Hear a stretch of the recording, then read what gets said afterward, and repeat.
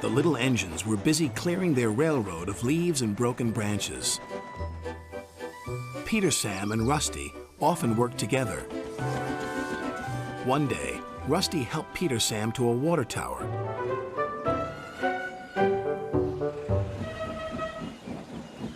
Peter Sam felt much better after his long drink, but the freight cars were bored. Let's break away. Their loads were heavy and the couplings old. One snapped.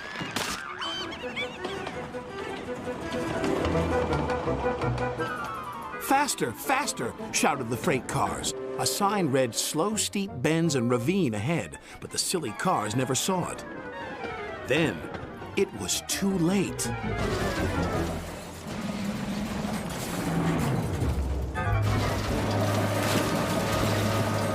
Peter Sam arrived at the scene of the disaster. His driver sighed. This was our fault. We didn't secure them properly. We'll have to get help to pull them out.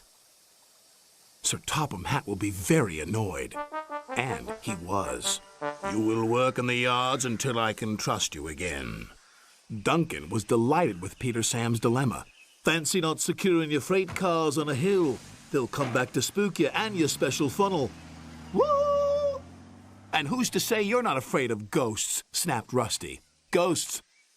Things that go bump in the night? Rubbish! Well, I'll tell you a story that will make your funnel quiver, Rusty said. A long time ago, a little engine was returning home.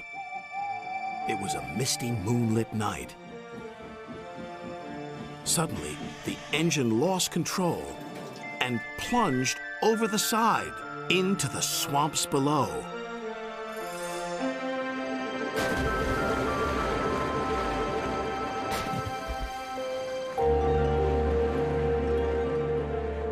He was never found again.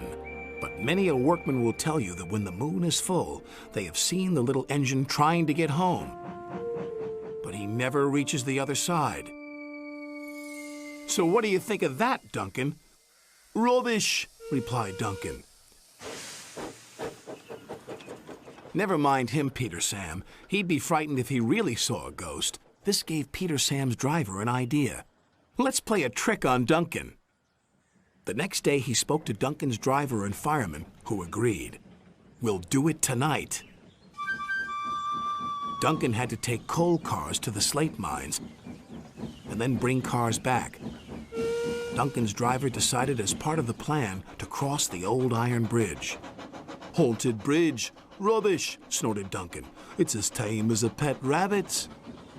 But all the same, he kept thinking about Rusty's story. When dusk fell, he was keen to leave. If we don't go now, Skarloey will take my favorite place in the sheds. We have to collect our cars first, his driver replied. He could see their plan was working because Duncan was nervous. When night fell, they set off. The mists were rising around the old iron bridge. Duncan whistled, and the sound echoed everywhere.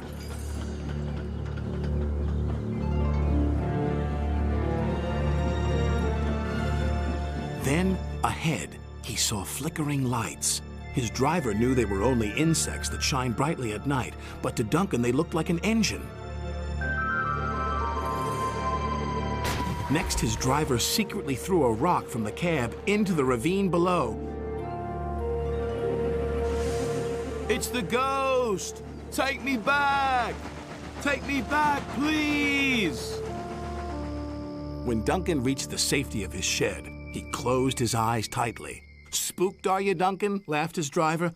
No, I'm asleep. And Duncan refused to open his eyes. He did, though, when he thought his driver wasn't looking, just to make sure that he was still there.